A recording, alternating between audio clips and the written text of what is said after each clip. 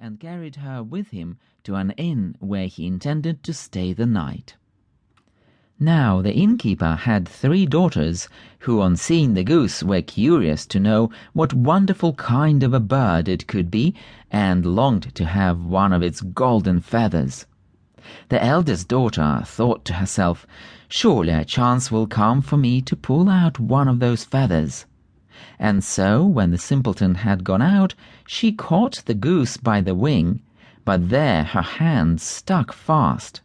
Shortly afterwards the second daughter came, as she too was longing for a golden feather.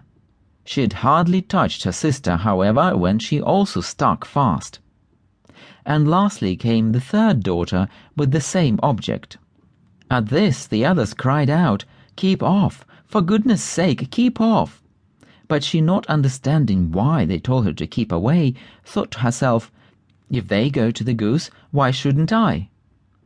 She sprang forward, but as she touched her sister, she too stuck fast, and pull as she might, she couldn't get away, and thus they had all to pass the night beside the goose.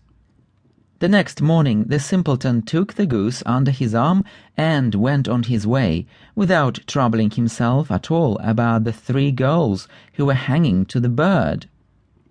There they went, always running behind him, now to the right, now to the left, whichever way he chose to go. In the middle of the fields they met the parson, and when he saw the procession, he called out, "Shame on you, you naughty girls! Why do you run after a young fellow in this way? Come, leave, go!" With this he caught the youngest by the hand and tried to pull her back, but when he touched her he found he couldn't get away, and he too must needs run behind.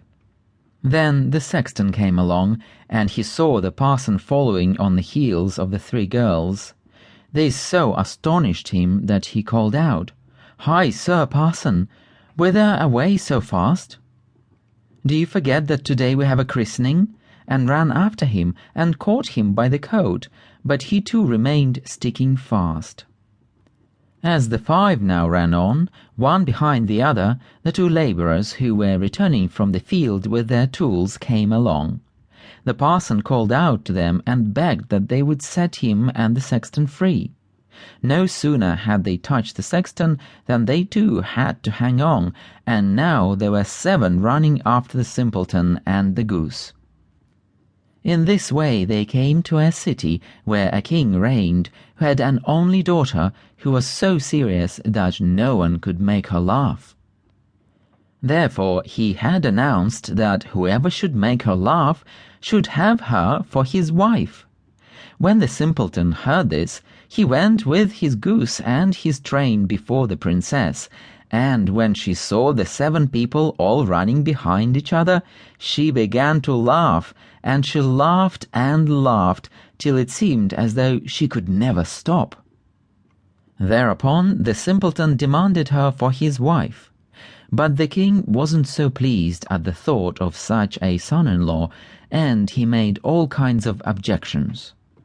He told the simpleton that he must first bring him a man who could drink off a whole cellar full of wine. At once the simpleton thought of a little grey man who could be sure to help him, so off he went into the wood, and in the place where he had cut down the tree he saw a man sitting who looked most miserable.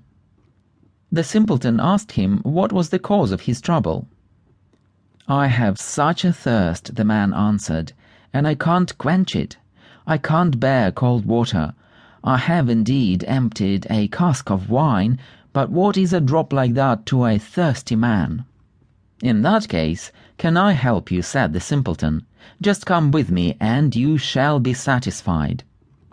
He led him to the king's cellar, and the man at once sat down in front of the great cask and drank till before a day was over he had drunk the whole cellarful of wine. Then the simpleton demanded his bride again, but the king was angry that a mean fellow everyone called a simpleton should win his daughter, and he made new conditions. Before giving him his daughter to wife, he said that the simpleton must find a man who would eat a whole